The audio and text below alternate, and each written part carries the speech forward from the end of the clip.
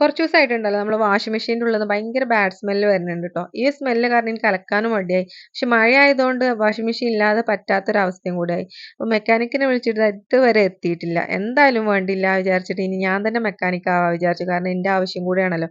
അങ്ങനെ ഞാൻ കുറച്ച് യൂട്യൂബ് വീഡിയോസ് ഒക്കെ കണ്ടിട്ട് അതിൻ്റെ ഒരു ധൈര്യത്തിലാണ് ഇറങ്ങി തിരിച്ചിട്ടുള്ളത്. ഫസ്റ്റ് ഇതിൻ്റെ ആ നടുക്കുള്ള ആ ഒരു പോർഷൻ ഞാൻ മെല്ലെ ഇളക്കിയെടുത്തിട്ടോ.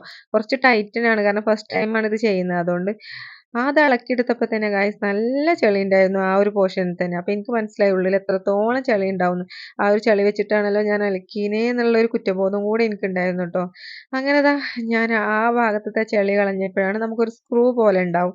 പിന്നെ നമ്മളത് ഇളക്കി മാറ്റണം. അതും കൂടെ ഇളക്കി മാറ്റിയാലാണ് നമ്മുടെ ആ ഒരു റൗണ്ട് പോർഷൻ മൊത്തത്തിൽ വരുള്ളൂ കേട്ടോ. അപ്പോൾ ഞാൻ അത് ഇളക്കി മാറ്റാൻ വേണ്ടിയിട്ട് കുറേ ശ്രമിച്ചു ഗൈസ്. എന്നെ ഭയങ്കര ടൈറ്റായിരുന്നു. നമ്മൾ ഫസ്റ്റ് ടൈമാണല്ലോ ചെയ്യണത്. കാരണം ഇത് വാങ്ങിച്ചതിന് ശേഷം അത് ചെയ്തിട്ടില്ല. വാങ്ങിച്ചിട്ടിപ്പം എൻ്റെ പ്രഗ്നൻസി ടൈമിലായിരുന്നു നമ്മൾ ഇത് പുതുക്കിയത്. നമ്മൾ പഴയ വാഷിംഗ് മെഷീൻ കൊടുത്തിട്ട് ഇത് പുതിയതാക്കിയത്. അതിനുശേഷം നമ്മളിത് അങ്ങനെ ആക്കിയില്ല. പിന്നെ അങ്ങനെ അത് യൂസ് ആക്കാറുമില്ല വാഷിംഗ് മെഷീൻ എപ്പോഴൊന്നും.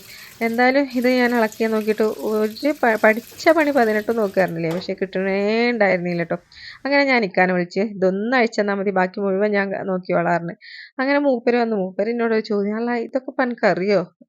ഞാൻ പറഞ്ഞു, അറിഞ്ഞിട്ടൊന്നുമല്ലല്ലോ ഇപ്പം എല്ലാം ചെയ്യണത്. ഞാനൊന്ന് ട്രൈ ചെയ്യട്ടെ. നിങ്ങൾ ഏതായാലും ഇത് അയച്ചു തരിക പറഞ്ഞു. അങ്ങനെ മൂപ്പരും കുറച്ച് നേരമൊക്കെ ഒന്ന് ബുദ്ധിമുട്ടിയിട്ടാണെങ്കിലും അത് അയച്ചു തന്നു. എന്നിട്ട് മൂപ്പര് വഴിക്ക് പോയിട്ട്. അപ്പോൾ മൂപ്പര് ഇത് അയക്കണ ആ ഒരു ഭാഗമാണ് കേട്ടോ ഞാൻ ഈ ഷൂട്ട് ചെയ്തിട്ടുണ്ടായിരുന്നു. അങ്ങനെ അത് അയച്ചു തന്നിട്ട് നമ്മൾ ഈ സംഭവം എടുക്കണം. അത് കുറച്ച് നേരം ഒരു ബുദ്ധിമുട്ടുണ്ട്. കാരണം നമ്മളിങ്ങനെ അങ്ങോട്ടും ഇങ്ങോട്ടും ഇങ്ങനെ തിരിച്ചെടുത്താലേ അത് കിട്ടുള്ളൂ കേട്ടോ. പെട്ടെന്ന് അത് വലിച്ചെടുത്താൽ കിട്ടൂല.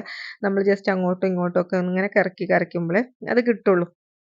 നമ്മൾ ഒരുപാട് പ്രാവശ്യം അത് ചെയ്യുന്നുണ്ടെങ്കിൽ കുഴപ്പമില്ല കേട്ടോ. അങ്ങനെ അത് ഇളക്കിയെടുത്തപ്പോൾ ഗായ്സ് ഇത് കണ്ടോ, ചളിയാണത്. അങ്ങനെ ആ ചളി കണ്ടപ്പോൾ തന്നെ എൻ്റെ പാതി ജീവൻ അങ്ങോട്ട് പോയി പോലെ. കാരണം നമ്മൾ ഇതിലിട്ടിട്ടാണല്ലോ അലക്കുന്നതെന്ന് ആലോചിച്ചിട്ടേ. എന്തായാലും ഞാൻ അതിലേക്ക് കുറച്ച് സോപ്പ് പൊടിയൊക്കെ ഇട്ടിട്ട് അതിൻ്റെ ക്ലീനിങ് പ്രോസസ്സിലേക്ക് കടന്ന് നിൽക്കുകയാണ് കേട്ടോ. ഞാൻ നന്നായിട്ട് ഇത് ക്ലീൻ ചെയ്തെടുത്തിട്ടുണ്ട്. നന്നായിട്ട് പറഞ്ഞാൽ നല്ല പോലെ ഞാനത് ക്ലീൻ ചെയ്യണം. അപ്പം ഞാൻ ആദ്യം നമ്മളൊരു കഷ്ണം വെച്ചിട്ട് ഞാൻ ആ ഒരു ചെളിയൊക്കെ നന്നായിട്ട് ഇളക്കിയെടുത്തിട്ടുണ്ട്. ബ്രഷും വെച്ചിട്ടും ഞാൻ ചെയ്യുന്നുണ്ട് കേട്ടോ. അങ്ങനെ നല്ല പോലെ ഉള്ളിലേക്കൊക്കെ ഉണ്ടല്ലോ സ്പേസ് ഉണ്ടല്ലോ, അപ്പോൾ നമുക്ക് അവിടേക്കൊക്കെ ചെയ്യണം. നല്ല പോലെ ഞാൻ ആ ചെളിയും കാര്യങ്ങളൊക്കെ ഇളക്കിയെടുക്കുകയാണ്.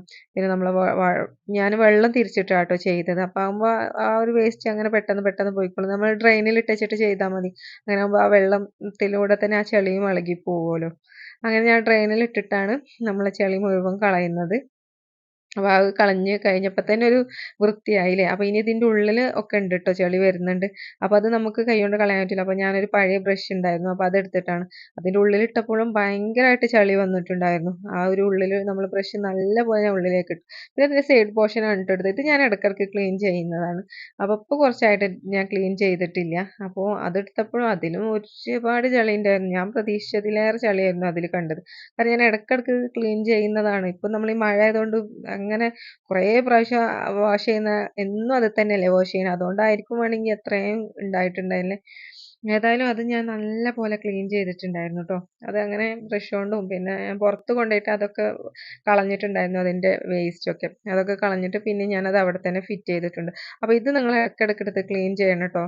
പല വാഷിംഗ് മെഷീൻ പല ടൈപ്പ് ആയിരിക്കും, പക്ഷേ നിങ്ങളത് എടുത്തിട്ട് ക്ലീൻ ചെയ്യുന്നത് നല്ലതാണ്. കാരണം നമ്മളെ വേസ്റ്റ്, നമ്മളെ ഡ്രസ്സിൻ്റെ വേസ്റ്റും കാര്യങ്ങളൊക്കെ പോകുന്നത് അതിലാണ്.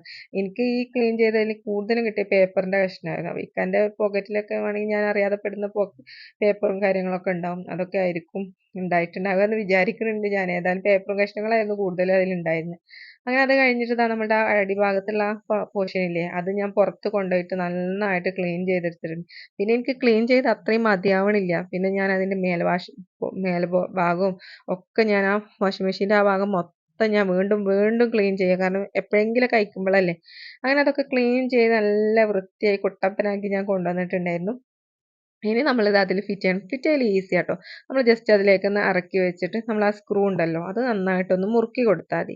അപ്പോൾ ഞാൻ അതിലേക്ക് ഫിറ്റ് ചെയ്യുന്നതാണ് കേട്ടോ കാണുക. ഫസ്റ്റ് എനിക്ക് പേടി ഉണ്ടായിരുന്നു. കാരണം ഫസ്റ്റ് ടൈം അല്ലേ ചെയ്യുന്നത്, എന്താവും എന്നറിയില്ലല്ലോ. അങ്ങനെ ഏതായാലും സക്സസ്ഫുള്ളി നമ്മളത് കംപ്ലീറ്റ് ചെയ്തു ഗൈസ്. അങ്ങനെ ഞാൻ വാഷിംഗ് മെഷീൻ ക്ലീൻ ചെയ്തു. ഇനി നമുക്ക് മെക്കാനിക്കിന്റെ ആവശ്യമേ വരുന്നില്ല. അപ്പൊ ഞാനത് നന്നായിട്ട് മുറുക്കിയെടുത്തുട്ടോ. നല്ലപോലെ മുറുക്കിയെടുത്തിട്ടുണ്ട്. സംഭവം ഉഷാറായിട്ട് ക്ലീനായി വന്നിട്ടുണ്ട്. അപ്പൊ നിങ്ങൾക്ക് ഇങ്ങനെയുള്ള പ്രശ്നങ്ങളൊക്കെ ഉണ്ടെന്നുണ്ടെങ്കിൽ നമുക്ക് സ്വന്തമായിട്ട് തന്നെ ചെയ്യാൻ പറ്റും. വളരെ ഈസിയാണ്. നമുക്കതൊന്ന് പൊന്തിച്ചെടുക്കുന്ന ആ ഒരു ബുദ്ധിമുട്ട് മാത്രമേ ഉള്ളൂ ട്ടോ. ബാക്കിയൊക്കെ നമുക്ക് തന്നെ ചെയ്യാവുന്നതാണ്. നമ്മൾ വീട്ടിലുള്ള ആൾക്കാർക്ക് തന്നെ ഇത് ചെയ്യാം. പിന്നെ ഞാൻ ഇതിന്റെ ആ സ്മെല്ല് പിന്നെയുള്ള പോലെ എനിക്ക് തോന്നി. അപ്പൊ സ്മെല്ല് പോവാൻ വേണ്ടിയിട്ട് ഞാനൊരു ചെറിയൊരു ടിപ്പ് ഞാൻ ഉപയോഗിച്ചിട്ടുണ്ടായിരുന്നു ട്ടോ.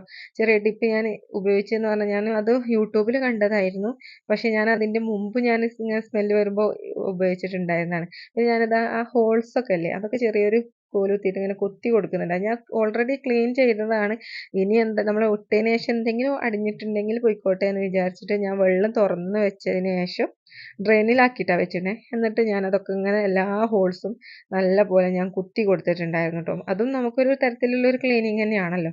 അതൊക്കെ കഴിഞ്ഞതിന് ശേഷം ഞാൻ ഒരു നാരങ്ങയുടെ മുറിയും അതിന്റെ കുരു കളഞ്ഞിട്ടാട്ടോ, എല്ലാ കുരുവും കളഞ്ഞിട്ടാണ് ഞാൻ ഇട്ടത്. അതുപോലെ തന്നെ കുറച്ച് ബേക്കിംഗ് സോഡയും അതുപോലെ തന്നെ കുറച്ച് നമ്മളെ സോപ്പ് പൊടി ഉണ്ടല്ലോ അതും കൂടെ ഇട്ടിട്ട് അത് നന്നായിട്ട് ഒന്നും കൂടെ ഞാനത് കറക്കി എടുത്തിട്ടുണ്ടായിരുന്നു. അങ്ങനെ കറക്കി എടുത്തപ്പോൾ സത്യസന്ധമായിട്ട് ഞാൻ പറയാം, നല്ല ആ ബാഡ് സ്മെല്ല് മൊത്തം പോയി നല്ലൊരു സ്മെല്ലായി നമ്മളെ വാഷിംഗ് മെഷീനിൽ. അത് ഒരു 2-3 മിനിറ്റ് നേരം ഞാൻ ജസ്റ്റ് ഒന്ന് കറക്കിയിട്ട് പിന്നെ ഒന്ന് നല്ല വെള്ളത്തിൽ കൊണ്ടൊന്ന് കഴുകിട്ടോ. അതൊക്കെ കഴിഞ്ഞ് ഉഷാറായി നമ്മളെ വാഷിംഗ് മെഷീൻ സ്മെല്ലും കാര്യങ്ങളൊക്കെ പോയി. അങ്ങനെ ദാ ഞാൻ അലക്കാൻ തുടങ്ങിയിട്ടുണ്ട്. അപ്പോൾ ഇത് നിങ്ങൾക്ക് തീർച്ചയായിട്ടും യൂസ്ഫുൾ ആയിട്ടുണ്ടാവും. അപ്പോൾ നമ്മളെ ചാനൽ സബ്സ്ക്രൈബ്